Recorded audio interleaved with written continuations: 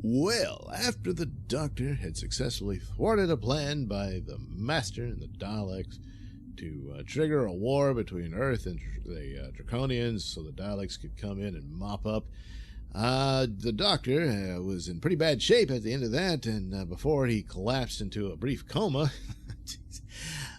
he sent out a distress call to the Time Lords, informing them what the problem was. So apparently the Time Lords send the Doctor and Joe on a new mission to stop what the Daleks were up to. So this brings us to Planet of the Daleks. No, it's not Skaro. So it's just some planet they decided to use for their experiments.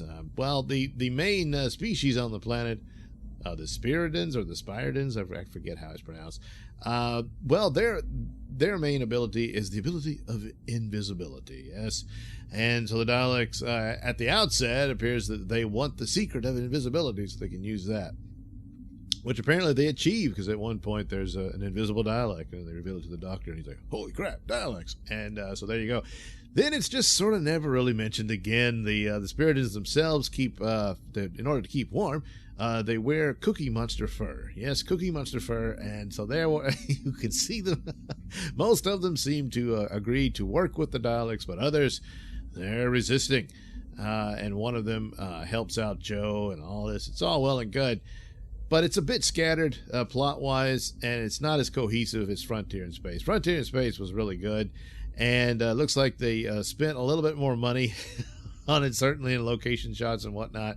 Here, this kind of worked okay as just basically, in the soundstage in the studio with their little jungle and stuff. But man, when they go to this, they have to go to this scene that's what was it called? The Plain of Stones, where basically it gets extremely cold at night on the planet, and their only hopes of surviving the cold would be near these stones that are warm. So they go there, but the set is just, it's not even much of a set. I mean, you're just in a room.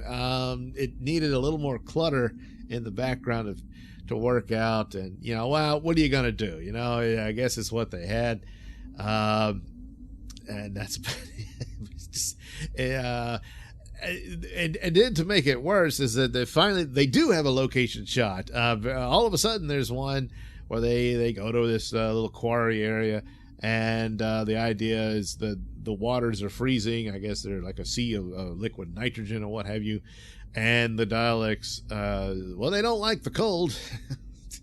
So they dump a couple of them in there, and it works out, But the problem is, it's rather jarring, because you're supposed to accept that this is just a few steps away from that really bad set. And probably, if there could have been a way to just shoot that whole scene in that quarry, would have worked better, but I guess they just couldn't, because they couldn't achieve the lighting they would have needed for it to be at night and stuff. I don't know. And then, of course, there's a scene where these creatures are spying on them.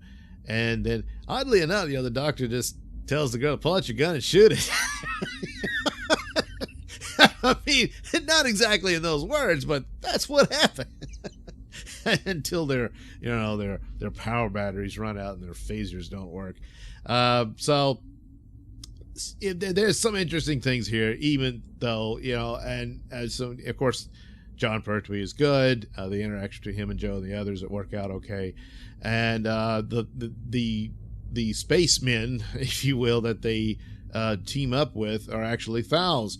And I'm not sure if the Thals ever show up again other than in the past, like in Genesis of the Daleks, the Doctor sent back to Skaro where the Daleks begin. And the Thals are certainly there, but the Thals, of course, in the Khaleds were the original peoples of Skaro, and then the Khaleds get mutated into the Daleks thanks to Davros, and so on and so forth. So I thought it would have eventually the Daleks win and wipe out the Thals and then move on to the outer universe, and start attacking galaxies and whatnot. But here it appears the Thals have not only survived, but they've achieved space travel, and they're actively pursuing the Daleks and trying to prevent them from whatever they're trying to do. And they figured they were on this suicide mission here. So I don't know if there's any more stories further. And I'm not talking about, I just don't recall any other episodes bringing them up again. I don't know if they deal with it in Davidson's period or Baker or McCoy. I can't remember. But so I guess the Thals are still out there somewhere. you know, so I suppose it's a possibility. Another thing about this was the cold was harmful to the Daleks, but at the same time, they were using it somewhat to keep their army in hibernation. So I don't know. And ultimately, the Doctor's plan was to set off explosives so that the ice lava, yes, ice lava, would flow down and imprison the Dalek army forever, entrapped in that mountain. And so, okay, all well and good. And I kind of thought, because it had been a while since I'd seen this one, so I kind of forgot the ending.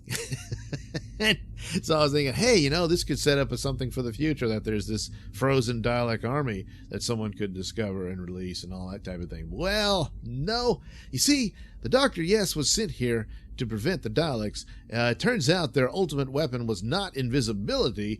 It was this horrible bacteria that they were going to release that could wipe out all life until they could figure out how to make themselves immune. Well, the two Daleks working on it achieved this, but before they could share the immunity solution with the other Daleks, one of the Resistance Spiridons, Joe's friend, snuck in and destroyed the whole lab and dumped the bacteria on the floor and what have you, releasing it, killing himself, but also trapping the only immune Daleks around inside the lab so they could not escape. And they were like, "We're trapped, oh no!" That was it. So the Supreme Dalek guy shows up, and he comes in and starts killing some Daleks because they were failures. The Daleks never fail. Well, they do all the time, but he was just letting off some steam. And they decided to go ahead and release the army, and let's just advance on the galaxy. So the Doctor, of course, blows up the, I'm going to say liquid nitrogen lake onto them, and it works. And they say their goodbyes. One of the Thals, of course, once again, everybody falls in love with Jo. He's in love with her, but she friend zones him, and he heads off with his head held low back to Skaro. So what are you going to do? Meanwhile, after they leave, the Supreme Dalek's still alive, and he says, well, all right, let's contact the rescue mission and have them get ready. We're delayed, but we're going to wake up that army. So they're not trapped in the mountain anymore. So I don't know. The Doctor, bought a few weeks here? Maybe a month. And they're still going to go forward, So I don't know. But at least, I guess, the bacteria weapon was stopped. But, I mean, they could still get to it, I would think, all the records, and unless, of course, the whole facility was destroyed, which, of course, it was. I mean, the liquid nitrogen, I call it, the ice lava, was pouring down the walls, so they can't get back in that complex, I guess. But, man, it kind of leaving it open there. Let's just hope for the best, huh?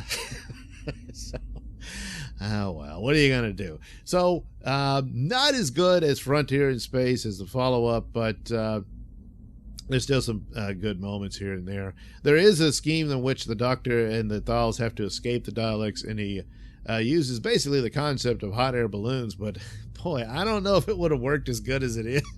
They got kind of a large trash bag, and then the heat rises up and it lifts them. It's quite a ways to go, but whatever. It's an alien world. What do we know? They got ice lava and stuff. Hey, crazy stuff can happen all the time. So anyway, there you go.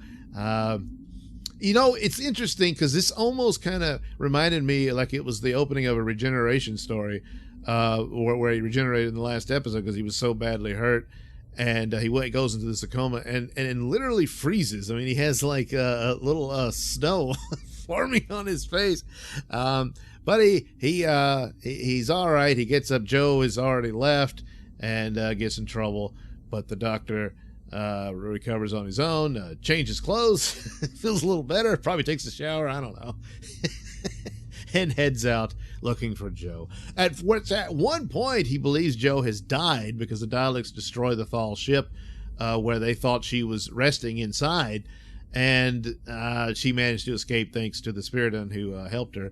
But and so the Doctor, he's only mildly upset. He's like, oh, Joe, And oh well. You know? And then the reunion's like, oh, Joe, you're alive. That's great. You know, I don't know. It just, the delivery didn't seem to be on par as it should have been. But, well, you know, it all worked out. But there's obviously probably one of the more powerful, even though subtle in some ways, emotional scenes between the Doctor and Joe in the next episode, which is the Green Death, and probably one of the saddest goodbye scenes between the Doctor and his companion. So we'll take a look at that next time when I review classic Doctor Who. All right, thank you for watching and listening. Say, why not like and subscribe, and check out that link description below. That'll take you to my many stores that have plenty of goodies for you. And also there's a link to my podcast, Mr Nailsin Show, on RadioMisfits.com. And you can also watch my videos at BitChute. Yes, the Mr Nailsin channel on BitChute.com.